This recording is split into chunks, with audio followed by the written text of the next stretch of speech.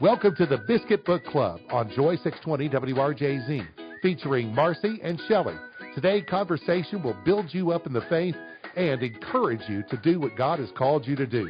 Brought to you by Simplify Hauling. And now, let's go to the studio with Marcy. Welcome to the Biscuit Book Club, y'all. We're serving up stories with Southern charm. I'm Shelley. And I'm Marcy. And go ahead and grab your cup of coffee. Or you know what, Shelley? People should maybe grab a cup of cold milk, because I brought in ginger snaps today, and they are melt in your mouth amazing. It is definitely, fall is in the air. The smell is in my kitchen. It still feels a little warm here. I don't know what is it like in Alaska right now? Cold. It's cold. Okay. It's in the 20s. But the northern lights are out this morning. They're so beautiful. Now, are they more green up there? Because they are, I always see them dancing and stuff, and I usually see the neon green, but aren't there other colors that sometimes that come through? Right now it's just green, but I have seen pink, and we were in Eagle, Alaska one week in the spring, and I saw some pinks and purples, and they're just beautiful. It just looks like watercolors, doesn't it? It almost reminds me of watercoloring, and then it almost, like if you were to draw that and not know what northern lights were, then you would almost think it wasn't real. But yeah, they're beautiful. And we could see that a little bit in Minnesota, not as vibrant as in Alaska for sure. But the thing that was amazing to me was how it moved. It was almost like a projector. So, yes. And I love that. I love that about the Lord, that we can He creates such a great atmosphere for us to live in. Like, doesn't He do such a great setting for us? And I just think that taking the time to appreciate our surroundings is something that I've just really enjoyed, even moving to Tennessee and seeing different surroundings. But that's something that you have to do as a fiction writer all the time, is to really, like you are doing some work right now in your next book project, is knowing your surroundings. Yes. Yeah, and listening to conversation, and, when you're out somewhere, just listening to people talk. And when you write fiction, you have to learn to write dialogue, but it's not always the way it sounds in person when we read it. Well, and then it has to be true to the setting as well. And so I think that's, and then another friend of ours that writes with dual timeline, she does a dual timeline, which that's what your book that you're working on is also dual timeline. You have to keep those very distinct, and you have to really not only know what the setting is now, but you have to have really researched to know what the setting was in the time period that you were writing in. Yes, and even, how people talked. It would be different. Yeah, right now I'm working on present day and 1914 in Kentucky, where I was raised, and even the difference in, people wouldn't have said the same things back in 1914 that they say today. Well, and there was no technology.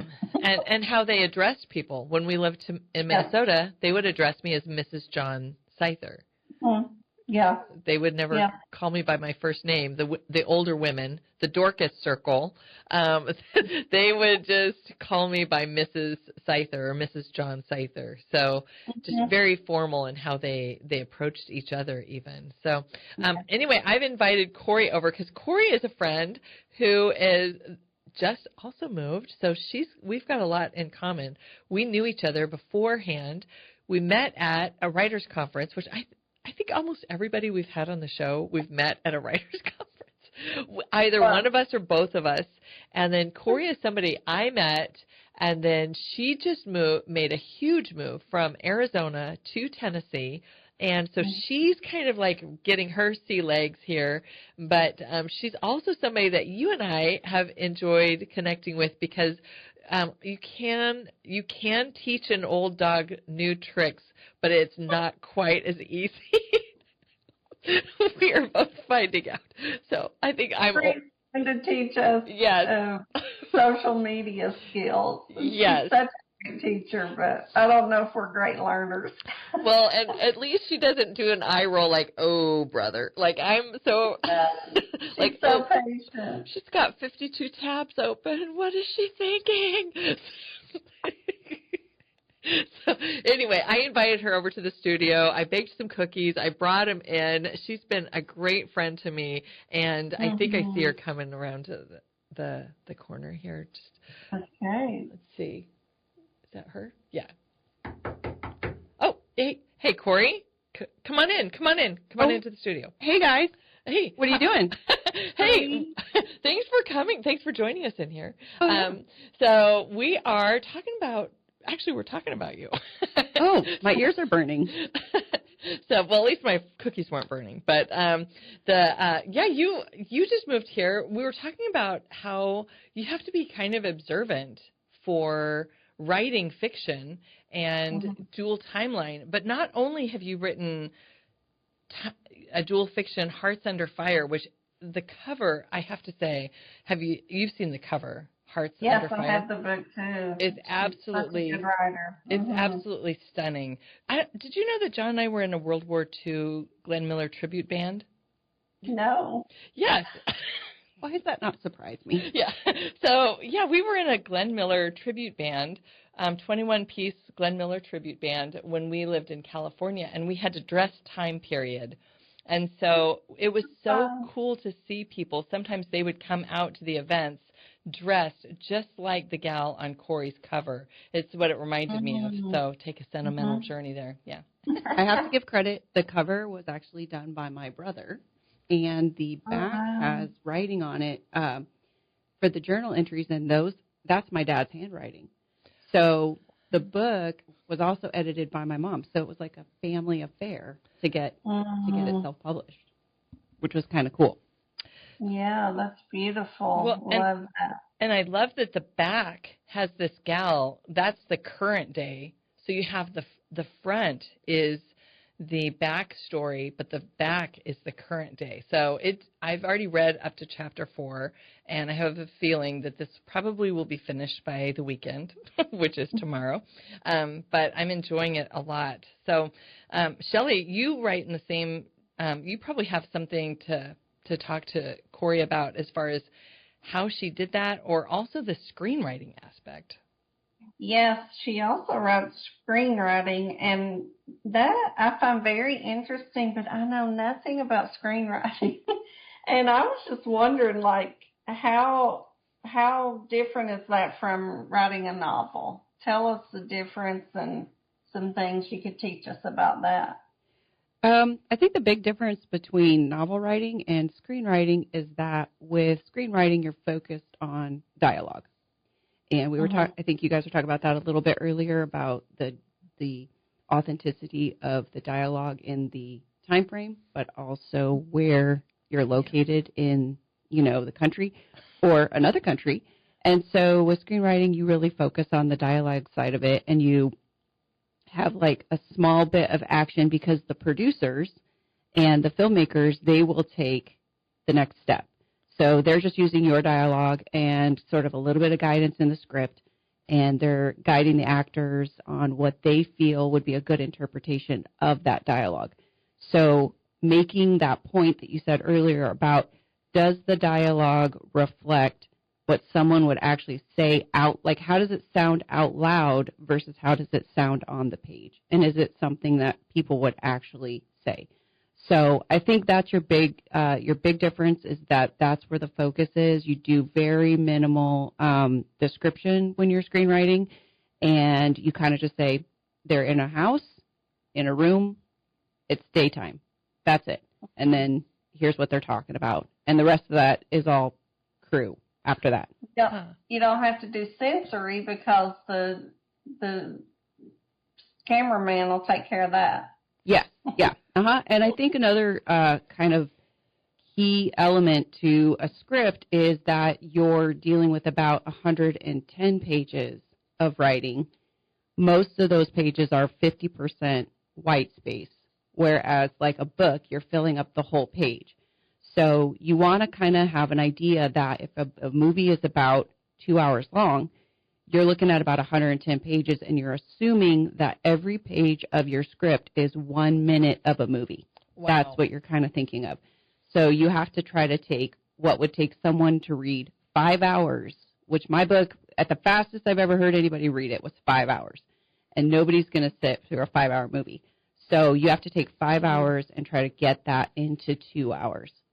So that's the hardest part, and that's why everybody says, well, the book's better than the movie, because you're getting more in the book than you are able to fit in a 2-hour movie. Yes, but that brings up a great point. Sometimes, unless the person who wrote the book is part of the screenwriting process, like I watched My Sister's Keeper with Jodi Picoult, and it was so different from the book because the ending was totally different because she didn't have the screenwriting. So I'm seeing more authors take some charge of their screenwriting so it doesn't change their book so much. And I think that's a big deal. And here's an example. I just pulled this up, but this is from Hearts Under Fire, page 5 at the very top. Do you mind if I just read this? Oh, okay.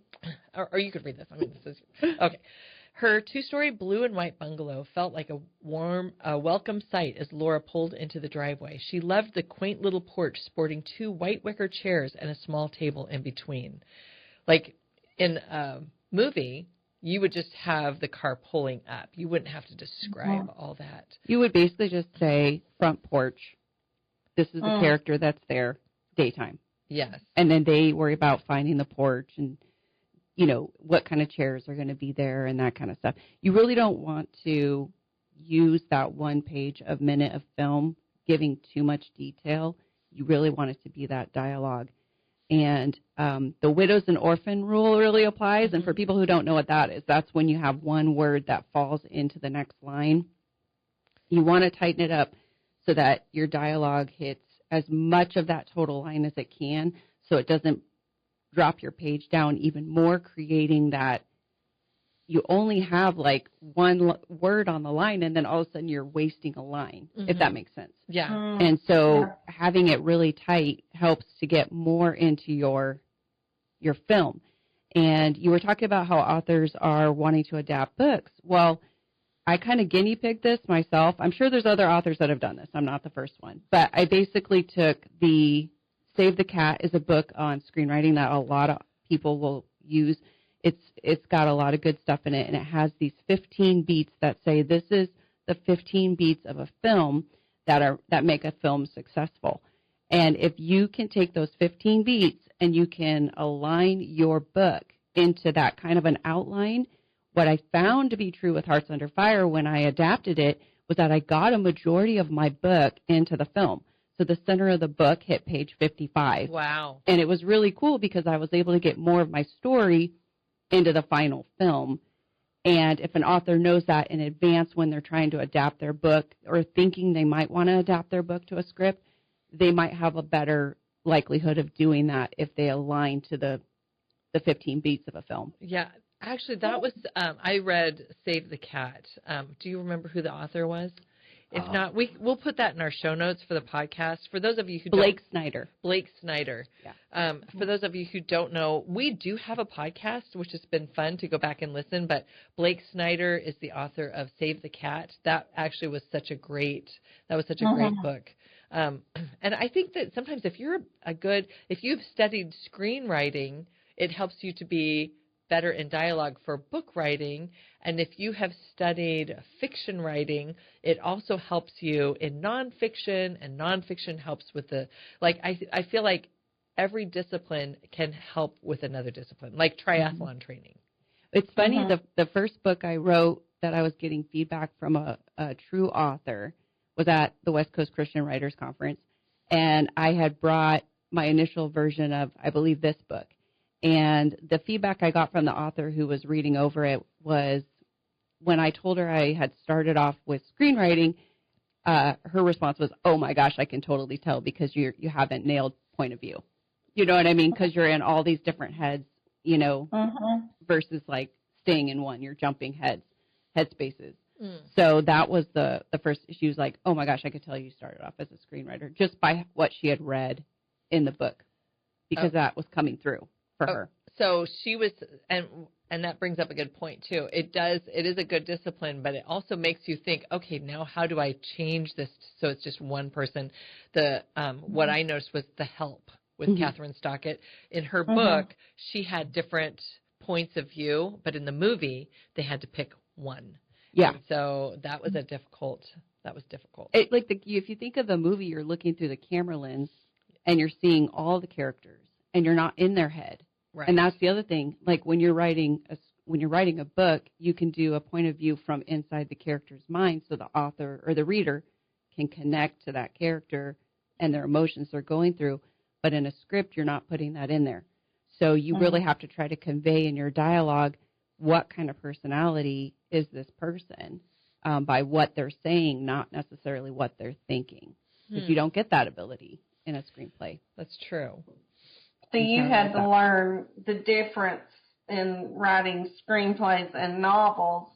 And, there's now a book out, Save the Cat Writes a Novel, and I can't remember the name of the... So from the research I've done, the gal who wrote that book had worked with Blake, because Blake is no longer with us, God rest his soul. And the gal who wrote that had studied under him or had studied enough of his stuff to turn the novel version or to do a novel version. I have not read that book, but I own it, but I haven't read it yet. Yes, I've read it, and I've used that, and it's really helpful in your novel writing. I like to recommend that to new writers to Save the Cat Writes a Novel. And I was going to say Robin Jones Gunn. We've had several, Melody Carlson. We've had several people on the show and now on the podcast who have had books that have been changed into a movie. So if you end up having this book changed into a movie, would you or would you not want to be a cameo? Okay, so I started in local film out in Arizona, and we would end up not having enough extras. So I got to be like the 70s girl in one of our films. And it's kind of fun because you get that IMDb credit. So I actually would like to be a cameo. I don't know who I would be if that's your next question. But yeah, it would be fun, especially in the 1940s, to dress up and have your hair done the way they used to do their hair and to wear the clothes that they used to wear. I think that would be really fun. I don't think I would like to go through the girdle phase. No, or the fake butter. Yeah. That just looked disgusting. Yeah, oleo is what it was called. Oh, yeah. Yeah, it was called oleo, and they would have to add their own coloring to it because it was white. Basically, it was Crisco in a cube, and then they would have to add, which sometimes was like carrot juice back in the older days. It would be carrot juice to add some color to their butter so it wasn't white because it loses something there. But yeah, that is really funny. Stan Lee always had cameos in his Marvel comics, and that was like one of our favorite things is to see where is Stan now, But well, I like to put Easter eggs in my books for the next series that I might be working on. What is that? The next series? No, the Easter egg. Oh, well, like a hint. So for this book I'm working on, that's the sequel to Hearts Under Fire. That I thought it'd be funny to have the character read a dime novel for the Cassidy Kane Adventures, which then becomes my next series, which would be like the Cassidy Kane series that I'm writing. So the Easter egg is that if you're paying attention to book 2, and then you read the next series, you'll see that there's a connection between the two. If you're like, I love that. Yeah. Yeah. Then it's like, oh, she was reading this. This was actually, that is so cool. Like you had to have known that. So did you already have that in mind when you dropped that little egg here? Well, since I'm working on it now, I'm able to put it in there now for the next one. And this one, for Hearts Under Fire, because it took me a long time to figure out how I was going to publish, if I was going to go indie or traditional. I was able to actually revise a scene for my second book where it sets it up for the sister, Ava's sister Tessa, to become a volunteer at a convalescent hospital. And so I was able to write that scene in there in book 1 for book 2 because I'd had that delay.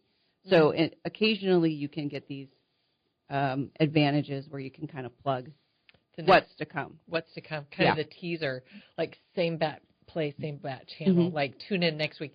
So why don't can you give an elevator pitch on your book and also where can people find this?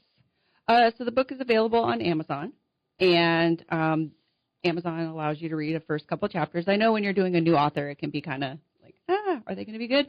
So you can read a first couple of chapters on Amazon. The hardback is up there as well as Kindle. It's also on Kindle Unlimited for those who have a subscription. And the pitch basically is a contemporary gal is restoring an old steamer trunk. She finds a journal from 1941, and that transports her back to following the story of Ava and Dean as they're falling in love, and then Pearl Harbor is hit, and he goes off to the Pacific. So that's, what happens with them. Does he come back? All that stuff. And then Laura is the contemporary girl, and you find out, she's kind of struggling through some stuff, and it's Ava's story that inspires her to, ask herself the question, if Ava could get through it, why can't I get through what I'm going through in my life? And so I think that's the key that makes stories so great for all of us, is when we can take the characters and what they're going through and say, okay, how can I apply that to my life and, grow from it and learn from it. That's great. I love that. And then also just the thought of the steamer trunk and just finding something. And I feel like what you said is, that's kind of how our lives are. And I feel like the Lord puts Easter eggs in our lives for what's to come. Like what we were talking about, like I met you here, and then now here we are in the studio having ginger snaps together. Like the Lord puts little Easter eggs in our path, and I love that. For you also have been a marketer, and I have to say, Shelley and I we're a little lacking. Shelley, on a scale of 1 to 10, how would you say our marketing has been? That'd be before this week. A 2. But now we're doing better. Now we have stuff on Instagram, and we are, Cori's teaching us, and we're going to do this. We're kind of doing things backward. Like we should have done this up front. But we have a lot of irons in the fire. Marcy and I are busy women. So Cori has come along beside of us and helping us with our marketing. And I really appreciate that. And she's teaching us all the tricks of Instagram and the things. Well, and then, she has just moved from Arizona to Tennessee. How do you like Tennessee? Oh, it's so beautiful. Shelley and I were talking about different phrases that I'm still getting used to, and she was laughing. She said, "What's a funny phrase?" I said, when somebody asked if I wanted a buggy at the grocery store. What has been something that's caught you off guard?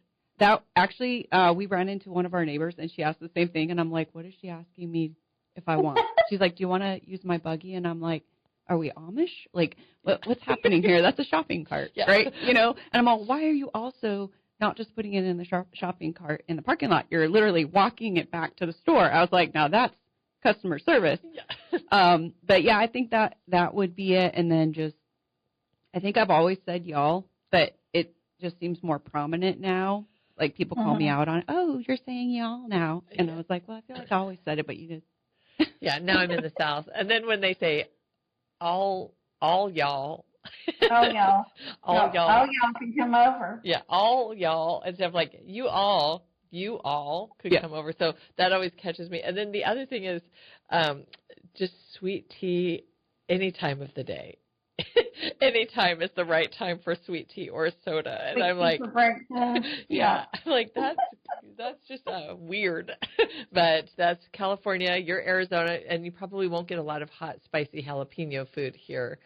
Which is fine because I've never been real good with spicy food anyway. So I think I'm okay with that. And, I was going to tell you guys, I want to encourage the people who are afraid of marketing, because you guys were saying you've had a little struggle. When it came to writing screenplay, I had not read Save the Cat, and I wish I would have done that first. And I think you're asking about, what you could have done first on marketing. I would just say, you know what? It's hard. It's always moving around. It's always shifting. Get in there and kind of do your best. Put yourself out there. Find somebody that can come alongside you and help you. And, don't worry about it because it is intimidating. It really is intimidating, but y'all can do it. Y'all can do it. Y'all can do it. And it doesn't have to be perfect. That's what, one of the struggles. You feel like, I'll do it when I learn how. Doesn't have to be perfect. Well, and I think that's part of the joy of community. You can help each other along. It's like a three-legged race. You can help each other get across the finish line. So find somebody. Cori, where can people find your stuff right now? So my website is thewritersjournal.net. Thewritersjournal.net. And I have to say, because I couldn't afford .com. Okay. But it's .net. And in our show notes. Yeah, all the short films I've done and books I'm working on are all over there. And then, of course, I'm on Instagram. So that's probably where I'm the most prominent is on Instagram because it's just a lot of fun. But I interact with anybody who interacts with me, and I'm just out there to have a good time and make people smile and laugh in between book projects. Yeah, and then I love it that you also are with other authors and you have highlighted them in some of your spoof videos. I've probably watched some of them at least 8 times, and I've shown you're John. So funny. And so, what's your Instagram handle for people? Cori Lynn author. Actually, CoriLynn.author. Okay. Cori, because I've been spelling it EY. Sorry. That's okay. So it's CoriLynn.author. And Cori, thank you so much for helping us out. So My pleasure. We need all that bribing with biscuits. That's what we've got going here. Bribing at Biscuits at the Biscuit Book Club. Thank you so much for stopping in and sharing with us. And I'm so excited to see what happens with your next book project. If there's a baked good involved, I'm there. Yeah, and you've been the missing piece to the Biscuit Book Club social media. Yeah, so sweet. Well, thanks for tuning in to the Biscuit Book Club. We'll be back next week with more guests, books, stories, and, of course, probably some biscuits. Yes, until then, keep reading, y'all, and keep it cozy. Bye.